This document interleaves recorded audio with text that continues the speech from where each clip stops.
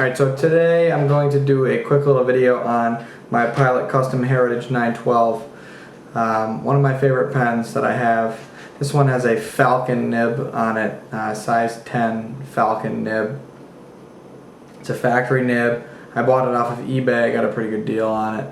It's definitely one of the favorite nibs that I have. It's a soft nib, not flexible necessarily. I kind of bought it when I was somewhat uninformed about the nib and thought that it was going to be flexible as a vintage flex pen is, and it's really not that. But it is very soft and it is very enjoyable to write with for that reason. I find myself when I go to just kind of doodle, you know, on a nightly basis, I pick up the 912 first more often than not. I really do. So I wanted to just give you a quick little writing sample on it. I had an incident with this pen actually when I got it, that I brought it to work, and I work in kind of a fast moving environment, and I actually damaged the nib just by pulling it in and out of my pocket. It's really, really soft, and so when I pulled it in and out, something happened and it got caught, and when I looked at it, it flung ink everywhere on one of our customers, and when I looked at it, it was completely kinked. So I kind of worked at it for a little bit. That was about 6 months ago, and I just now have gotten it back to where it writes consistently. And I actually didn't write that consistently out of the box, and Pilot really normally has very good quality control. This pen, I think, or this nib specifically, I think because it's so soft, it's hard for them to get the alignment perfectly correct. It's really a nib that, if not adjusted perfectly by a human, I can't see how a machine could make this perfect every time, because it's fine, the tines are long, and they're very, very soft, so you really have to play with it. So I took it in and out of the pen probably 25 times or so, and finally got it perfect, and it writes better than when I got it. And I think that kind of attributes a lot of the hard starting issues that people talk about online with these very often. I think they really can be attributed to a lot of times malalignment. Come on. This nib is so soft that the moment you touch it to the paper, it opens up, and if you do it, if you do that too quickly, it will not begin the ink capillary action of the ink will not start, and you'll never get any ink on the paper. So when I first got it, I had to kind of use a very, very soft touch, or wait until I saw ink on the paper before I could actually start writing. Now I have the tines very, very tight as I can get them together, and it writes perfectly the moment I touch the paper every time. I don't have to prime the feed or anything like that. So I want to give you a little writing sample and just show you what this Falcon nib on the 912 can do.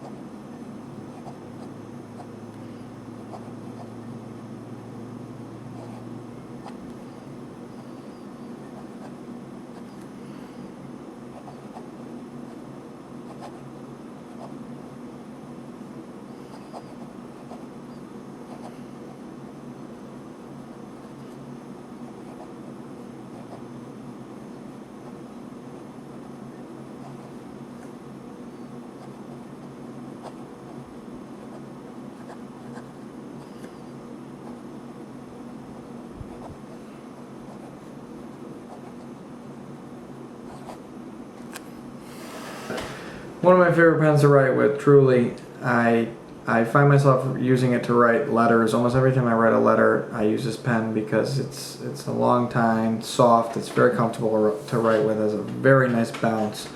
I think this pen will, once you get used to it, make anybody's handwriting better. It does take a little bit of getting used to just because it's so soft. Like I said, if you head right down to the paper with a strong hand, you're probably going to get some serious hard starting issues, especially if the nib is not tuned perfectly. But once you get used to it, it's going to make your handwriting better. You're going to enjoy using it. So if I could, I would buy one again in a heartbeat. I actually want to buy another 912 again with either a music nib or just an extra fine nib, just to use every day, just because I like the pen so much. It's a great size. A couple pens here for comparison. This is a Lamy 2000. It's almost the same exact height and width. This is a Parker 51, a little bit longer. The Pilot is a little bit longer, just a little bit, and a good thickness. This is a Noodler's Ahab. A 912 is again a little bit longer, very close. Ahab's a little bit thicker. Here's a Lamy Safari. Everybody's held one of these at one point. Very similar in size. This is a Twisby Eco. Again, very similar in size. It's a middle of the road pen. And then last one, just because I have it right here on the table. This is a Waterman's 52. It's a little bit bigger. The 912 is a little bit bigger. But yeah, great pen. Would highly recommend you buying one if you have the money to do so. One of my favorite offerings from Pilot. Stay tuned for more fountain pen videos. I'll see you later. Thanks for watching.